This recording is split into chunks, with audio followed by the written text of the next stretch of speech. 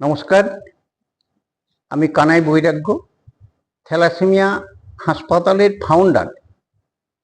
Thalassaemia হাসপাতাল বর্ধমান শহরে কৃষি বিশ্ববিদ্যালয়ের বিপরীত দিকে কালনা রোডে অবস্থিত। থ্যালাসেমিয়া যাদের সমস্যা, সেই সমস্যাটা কেন হচ্ছে না, আমাদের দেশে মানুষ রক্ত পরীক্ষা করে বিবাহ না করার জন্য জন্মগত কারণে থ্যালাসেমিয়া রোগীর জন্ম হচ্ছে। বাবা এবং মা উভয়ই থ্যালাসেমিয়া রোগের বাহক হলে তাদের বাচ্চা থ্যালাসেমিয়া রোগে আক্রান্ত হয়ে পড়ছে।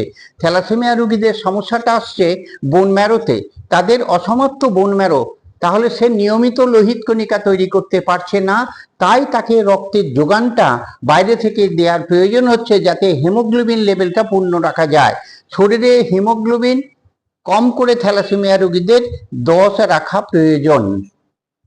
নমস্কার।